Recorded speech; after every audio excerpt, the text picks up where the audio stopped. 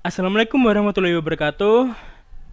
Ya, perkenalkan kami dari kelompok 8 dari Pendidikan Akuntansi dan mata kuliah AKM 3 akan mempresentasikan hasil dari diskusi kelompok kami yaitu Accounting for Leases bagian kedua. Dari kelompok kami sendiri beranggotakan yang pertama ada Merliana Dwi Pratiwi, Dani Sandika, Ali Ahmadi Binjikan, dan saya sendiri Prakoso Ilham Pamungkas. Nah, buat kalian yang stay at home, semoga tetap diberikan kesehatan dan perlindungan oleh Allah Subhanahu wa taala karena kita tahu sendiri ya, kita lagi dilanda musibah yaitu virus corona. Semoga cepat berlalu. Amin amin ya rabbal alamin. Sekarang lanjut saja ke videonya. Materi yang pertama yaitu Economics of Leasing. Jadi, leaser menentukan jumlah sewa berdasarkan apa? Berdasarkan tingkat pengembalian dan tingkat implisit yang diperlukan untuk membenarkan penyewaan aset. Jadi nilai dari suatu aset itu yang ditentukan itu, yang menentukan maksud saya itu lessor. Jadi menentukannya itu dari tingkat pengembaliannya dan dari membenarkan penyewaan aset nilai tadi. Selanjutnya, jika nilai residu terlibat, maka akan dijamin. Jika tidak, maka perusahaan tidak perlu memulihkan sebanyak mungkin dari pembayaran sewa. Ini maksudnya apa? Maksudnya jika ada nilai residu. Ya, selanjutnya. Nah, ini ada contoh soal, yaitu perusahaan sewa Vieval menandatangani perjanjian pada tanggal 1 Januari 2010 untuk menyewakan peralatan kepada perusahaan REIT.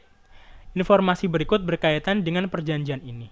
Yang pertama, jangka waktu sewa tidak dapat dibatalkan adalah 6 tahun tanpa opsi perpanjangan. Selanjutnya, peralatan tersebut diperkirakan memiliki unsur ekonomis 6 tahun. Jadi, untuk sewa sendiri itu ada 6 tahun dan umurnya sendiri 6 tahun. Biaya dan nilai wajar aset pada 1 Januari 2010 adalah 343.000 euro. Yang ketiga, aset akan dikembalikan ke lessor pada akhir masa sewa di mana aset tersebut diharapkan memiliki nilai residu sebesar 61.071 euro. Tidak ada yang dijamin. Perusahaan REIT memikul tanggung jawab langsung untuk semua biaya pelaksanaan. Dan yang terakhir, perjanjian tersebut mensyaratkan pembayaran sewa tahunan yang sama dimulai pada 1 Januari 2010. Nah, untuk pembahasan soalnya, kita langsung saja ya. Selanjutnya ada nilai sisa, yaitu 61.071. Lalu nilai sekarang dari jumlah tunggal, yaitu I-nya itu bunga di sini, dan N itu tahun. Jadi rumusnya itu PV sama dengan FV di dalam dikali kurung 1 plus I kurung tutup pangkat N. Untuk nilai sekarang dari nilai sisa itu 34.473. Nilai pasar wajar benda yang disewa 343.000. Nilai sekarang dari nilai sisa 34.473 itu dikurangi. Jadi jumlah yang akan dipulihkan melalui pembayaran sewa adalah 308.527. Selanjutnya ada faktor nilai sekarang dari anuitas jatuh tempo itu 4,79079. Dan pembayaran tahunan yang dibutuhkan 64.400. Ya, selanjutnya ada klasifikasi dari sewa. Yang pertama ada operating leases, yaitu sewa operasi. Ini seperti biasa ya. Maksudnya itu sewa menyewa biasa, seperti perusahaan kopi menyewa truk untuk mengangkut bahan, dan itu cuma untuk keperluan dalam operasi perusahaan untuk memproduksi suatu barang. Nah, yang selanjutnya direct financing leases, itu maksudnya pihak lease atau pihak yang menyewa itu dia membeli barang dari leaser sesuai perjanjian dan dengan persetujuan kedua belah pihak. Nah, kalau yang sales type lease ini maksudnya pihak yang menyewa ini menyewakan kembali barang yang disewa dari leaser akan disewakan kembali kepada orang lain tetapi dengan persetujuan kedua belah pihak. Selanjutnya itu ada ini alur dari list sendiri. Yang pertama itu persetujuan dari kedua belah pihak. Apakah di sana ada yang dialih fungsikan kepemilikannya atau tidak. Nah, selanjutnya ada tawar-menawar antara opsi untuk membeli. Terus, apakah sewa tersebut termasuk ke dalam bagian utama dari nilai guna ekonomi. Lalu ada present value yang dari pembelian substansi, semua itu apakah fair value. Nah, kalau tidak berarti itu termasuk ke operating list. Kalau iya semua itu tadi masuknya ke finance list. Finance list sendiri nanti dibagi menjadi dua.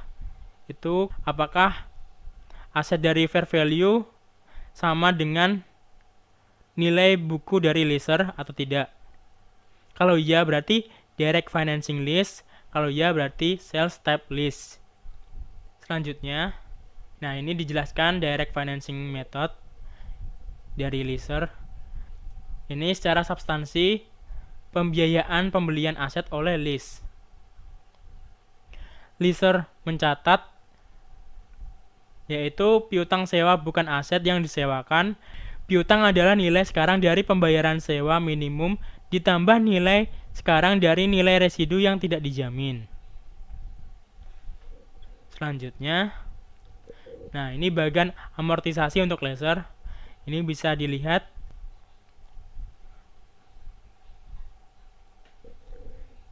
Baik, selanjutnya ini jurnal entry untuk leaser pada 2010. Yang pertama, sewa diterima 343.000.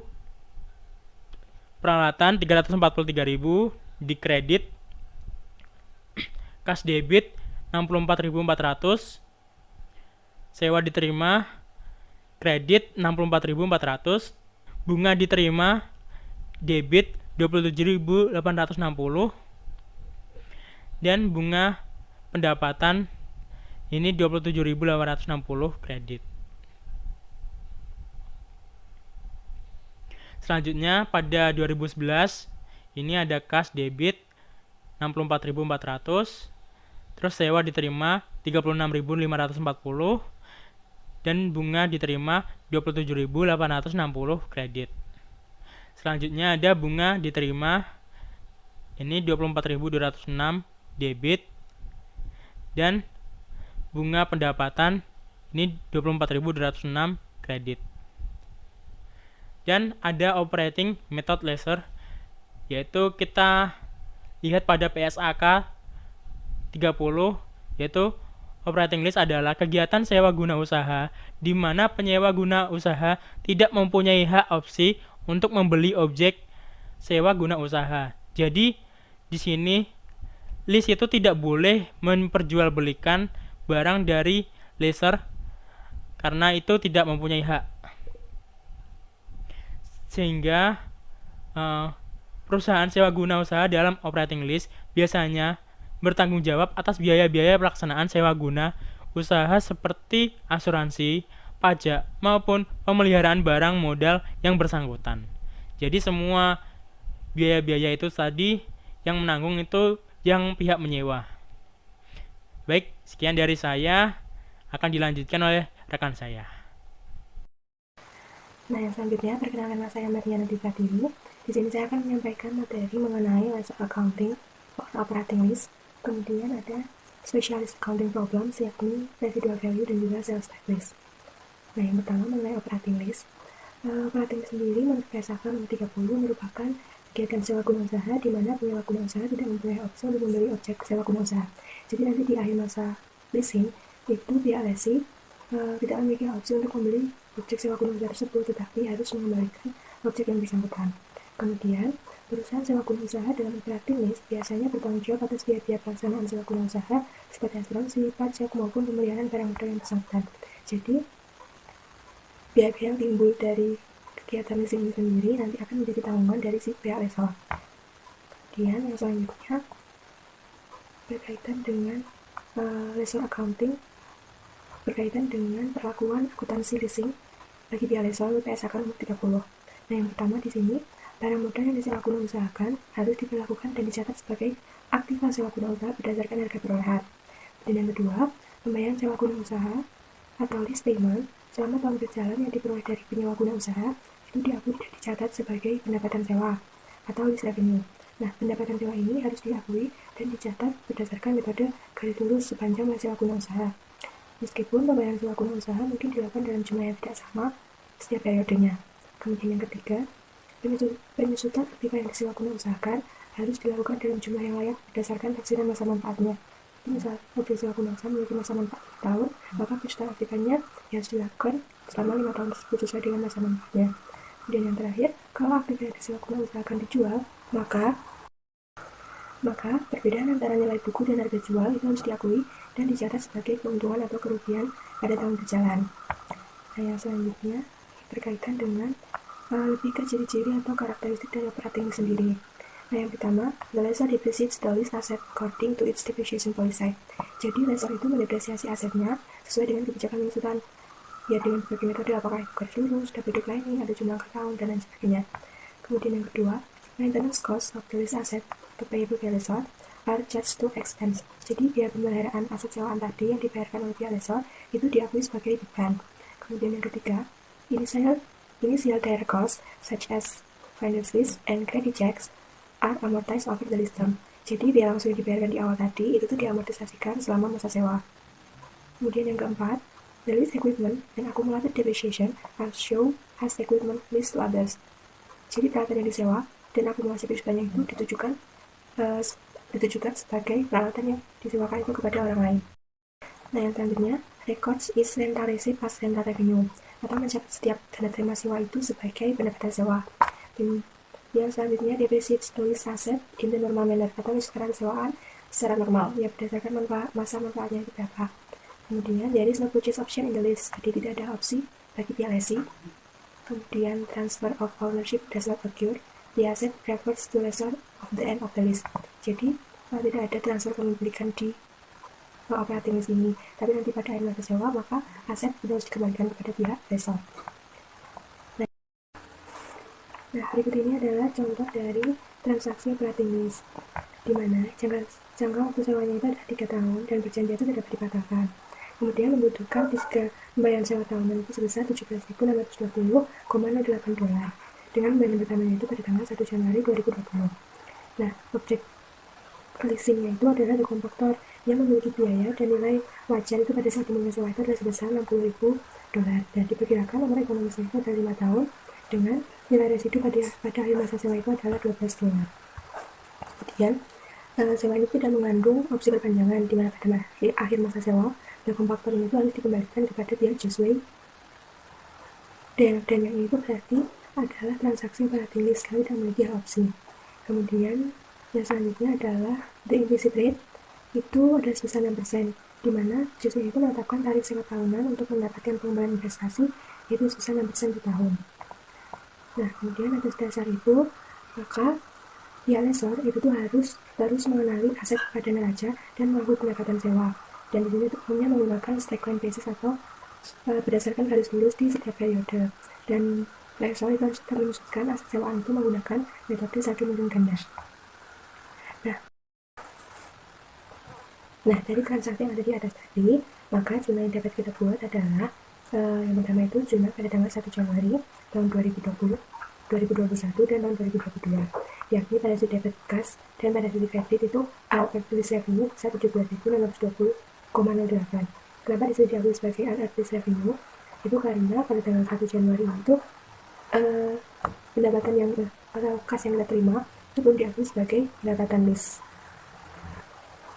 Nah, barulah pada tanggal 31 Desember ini nanti, tahun 2020, 2021, dan 2022 itu baru mengakui pendapatan leasing itu sebagai lease revenue. Jadi nanti pada sisi debit itu unearned lease revenue dan pada sisi kreditnya lease revenue sebesar 17.620,08.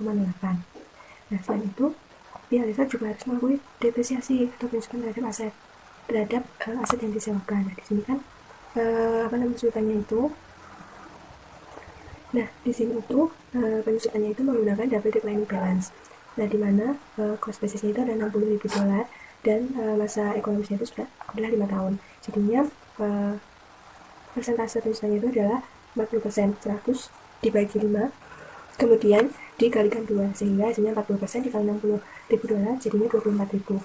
Maka jumlahnya yang dapat depreciation expense sebesar $24.000 dan kredit akumulatif depreciation equipment sebesar $24.000. Nah, pembahasan kita yang selanjutnya yakni mengenai residual value atau nilai residu. Jadi, nilai residu ini merupakan taksiran nilai wajar aset pada akhir masa sewa. Nah, ada dua residual value, yakni guaranteed dan juga unguaranteed, atau dijamin dan juga tidak dijamin.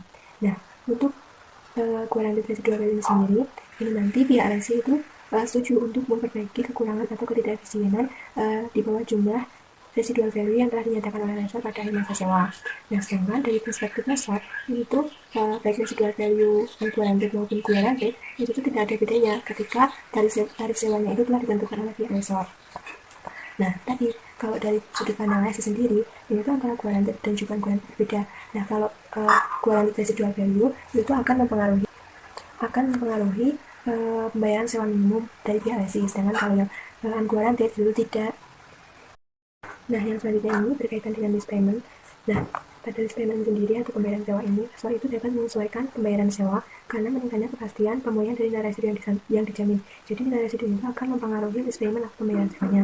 Nah, sedangkan dari lessee accounting for residual value-nya atau akuntansi dari pihak lessee-nya terkait dengan residual value itu akan mempengaruhi pembayaran sewa minimum.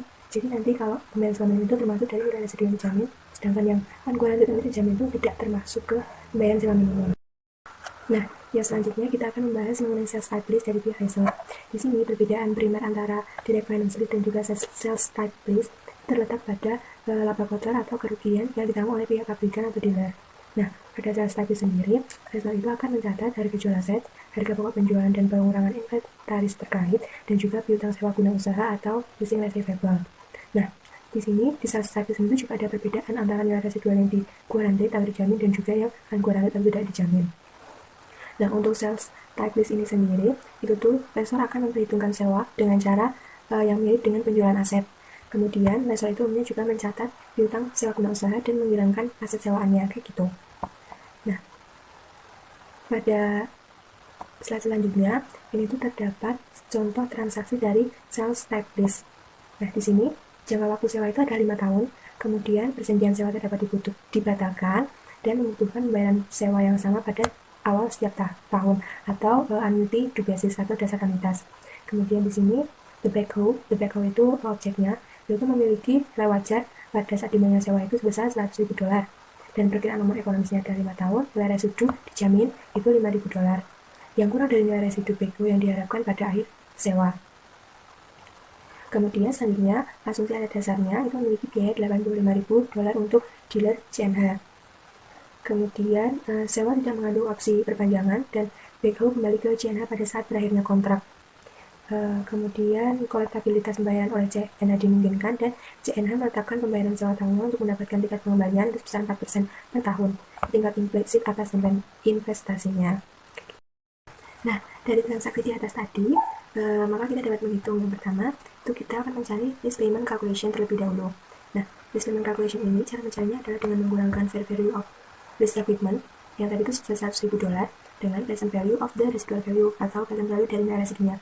Kan tadi residual value itu adalah $5.000, kemudian kita cari present value-nya dengan rate 4% dan umur ekonomis 5 tahun, sehingga hasilnya menjadi 4.109,65. Kemudian kita kurangkan, dan itu hasilnya adalah 95.890,35. Itu adalah present value of the rental payment. Nah, selanjutnya dari hasil 95.890,35 tadi, itu kan pihak lessor itu menetapkan implicit rate sebesar 4% per tahun. Maka dari itu, kita mencari kayak yang dibayarkan setiap tahun beserta bunganya, itu tuh berarti 95.890 dibagi dengan 4%-nya tadi, atau dibagi dengan implicit rate-nya tadi. Nah, maka dari itu hasilnya menjadi 20.711,11. Nah, itu nanti akan lebih detailnya itu akan ada di slide selanjutnya. Nah, Selanjutnya ini kan setelah mencari list remaining calculation, kita dapat mencari list receivable, di mana list receivable itu rumusnya adalah present value of the rental payment tambah dengan present value of the guaranteed residual value. Sehingga present value of the rental payment itu diketahui tadi di atas 95.890,35 ditambah dengan present value of guarantednya yaitu 4.109,65, maka list receivable-nya itu adalah sebesar $100.000. Maka jumlah yang kita butuhkan tanggal 1 Januari 2020 itu adalah list receivable atau piutang sebab pengusaha di sisi debit sebesar $100.000 dan juga sales revenue atau pendapatan penjualan itu sebesar $100.000, karena kan sales type di sini itu mirip dengan penjualan aset kayak gitu. Nah, kemudian kita juga mengakui harga pokok penjualannya, yakni cost of goods sold sebesar $85.000 di sisi debit dan juga inventory sebesar $85.000 di sisi kredit, sangat mirip dengan penjualan gitu. Nah, kemudian di sini ada tabel amortisasinya, di mana transaksinya itu dari tanggal 1 Januari 2020 sampai dengan 1 Januari 2025. Nah, dari tanggal 1 Januari 2020 itu kita melakukan jumlahnya yakni kas sisi debit sebesar 20.711,11, dan itu kayak pokoknya yang dibayarkan oleh pihak leasing pada kita, dan juga ada list receivable di sisi kredit sebesar 20.711,11. Nah, tadi kan di awal kita sudah melakukan list receivable di sisi debit sebesar $100.000. Nah, di amortisasi ini, maka list receivable-nya itu dikurangi karena pada tanggal 1 Januari itu kita telah menerima kas dan sehingga list receivable itu harus dikurangkan. Nah, kemudian pada tanggal 31 Desember 2020 itu tuh di sini kan berarti ada bunganya sebesar 3.171,56, makanya itu kan termasuk itu menambah list receivable-nya, maka list receivable-nya di debit sebesar 3.271,56 dan interest revenue sebesar 3.271,56 di sisi kredit atau kita pendapatan bunga gitu. Nah, nanti pada tanggal 1 Januari 2021 itu sebenarnya ada jumlah lagi, yakni sebenarnya tanggal 1 Januari, jadi kayak cash sebesar 20.711,11 dan kreditnya dari receivable sebesar 20.711,11 gitu. Jadi kita melakukannya itu full 20.000 gitu. Kemudian nanti untuk tanggal-tanggal selanjutnya itu sama, jumlahnya sama setiap tanggal 31 Desember dan 1 Januari itu sama. Nah, karena pada akhir masa sewa tanggal 1 Januari 2025 itu lessor menerima pengembalian inventory sebesar $5.000, maka jumlahnya inventory di sisi debit sebesar $5.000 dan list receivable sebesar $5.000 di sisi kredit itu sebesar dengan residual value yang telah ditetapkan tadi. Nah, cukup sekian dari saya, mungkin akan dilanjutkan oleh rekan saya nanti. Terima kasih.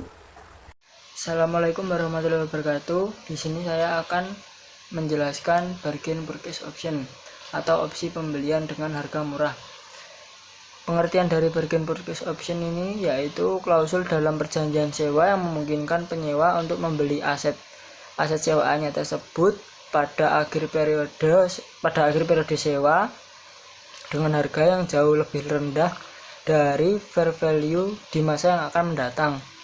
Nah, menurut Financing Accounting Standard Board atau FASB, jika perjanjian sewa yang tidak dapat dibatalkan itu memiliki opsi bargain purchase option, maka harus diklasifikasi sebagai kapitalis. Nah, contoh dari bargain purchase option yaitu misalnya perusahaan A telah menandatangani perjanjian sewa selama 10 tahun dengan perusahaan Y untuk sebuah ruang kantor sebesar 60.000 meter persegi. Nah, dalam perjanjian tersebut, perusahaan itu memiliki opsi untuk membeli ruangan tersebut setelah 84 bulan dengan harga 3 juta. Nah, ruangan kantor tersebut ini diharapkan di masa mendatang jika dijual itu harganya bisa mendekati sekitar 7 juta atau lebih dari nilai fair value di masa depan. Nah, karena kontrak tersebut mengandung bargain purchase option, maka perusahaan A harus mencatat perjanjian tersebut sebagai kapitalis. Nah, yang selanjutnya yaitu initial direct cost. Pengertian initial direct cost menurut PSA K30 yaitu biaya-biaya incremental atau biaya tambahan yang dapat diatribusikan secara langsung dengan negosiasi dan pengaturan sewa, kecuali biaya-biaya yang dikeluarkan oleh lessor. Nah, menurut IFRS 16 itu sendiri, initial direct costs are incremental cost of obtaining a lease that would not have been incurred if the lease had not been, atau biaya langsung awal adalah biaya tambahan yang tidak akan terjadi jika belum ada kontrak sewa. Nah, jika secara umum initial direct cost itu sendiri yaitu biaya yang akan dikeluarkan oleh lessor untuk bernegosiasi dalam proses transaksi leasing. Nah, lessor ini akan mengeluarkan biaya pada awal masa sewa. Biaya-biaya ini bisa berupa komisi, biaya legal, biaya administrasi sewa, dan biaya langsung di awal sewa. Nah, initial direct cost tergantung pada jenis lease-nya, yaitu operating lease, sales type lease, dan direct financing lease. Nah, dalam direct financing lease, biaya langsung awal ini akan diperlakukan sebagai bagian dari pengukuran awal piutang sewa pembiayaan dan mengurangi penghasilan yang diakui selama masa sewa. Nah, tingkat bunga implisit dalam sewa tersebut ditentukan sedemikian rupa sehingga biaya langsung secara otomatis sudah termasuk dalam piutang sewa pembiayaan. Nah, kalau dalam sales type lease, biaya langsung awal atau initial direct cost ini akan dibebankan sebagai tambahan ke harga pokok produksi yang akan mengurangi margin laba. Nah, yang selanjutnya di sini saya akan membahas tentang showroom versus non-showroom liability atau liabilitas lancar dan liabilitas tidak lancar. Nah, liabilitas lancar adalah liabilitas atau kewajiban yang jatuh temponya dalam waktu 1 tahun atau kurang dari 1 tahun atau siklus normal dalam operasi bisnis. Nah, liabilitas ini umumnya dibayar dengan aset lancar. Contoh beberapa yang termasuk dalam liabilitas lancar yaitu hutang pinjaman bank jangka pendek, imbalan kerja, pajak penghasilan yang harus dibayarkan. Nah, yang selanjutnya yaitu liabilitas tidak lancar. Nah, kalau liabilitas lancar ini utang bisnis yang jatuh tempo lebih dari 1 tahun atau siklus normal dalam operasi bisnis. Nah, hutang jangka panjang ini bisa meliputi sewa uang kertas, hutang obligasi, pinjaman hipotek. Nah, contoh dari kewajiban jangka panjang ini meliputi kewajiban imbalan pensiun, imbalan pasca kerja, dan pajak tangguhan. Selanjutnya, saya akan menjelaskan mengenai disclosure requirements atau persyaratan pengakuan. Persyaratan pengakuan ini bertujuan untuk menyediakan informasi dasar mengenai penilaian efek dari aktivitas leasing pada posisi keuangan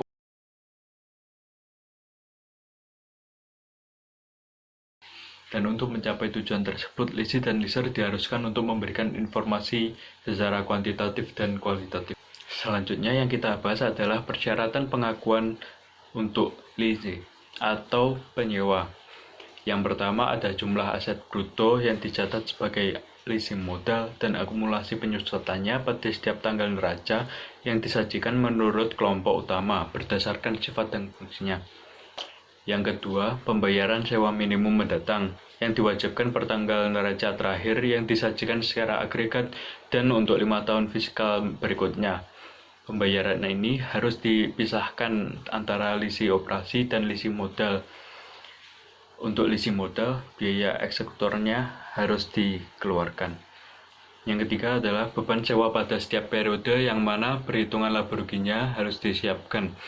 Informasi tambahan mengenai sewa minimum, sewa kontingen, dan sewa subleasing harus disajikan untuk periode yang sama. Lalu yang keempat adalah penjelasan umum tentang kontrak leasing, termasuk informasi tentang pembatasan atas hal-hal seperti dividen, hutang tambahan, dan leasing tambahan. Dan terakhir adalah leasing modal, jumlah yang diperlukan untuk mengurangi pembayaran leasing agar sama seperti nilainya sekarang. Ada pula informasi-informasi yang cukup penting disajikan bagi para leasing atau penyewa. Yang pertama adalah biaya penyusutan untuk aset hak pakai berdasarkan kelas aset dasar.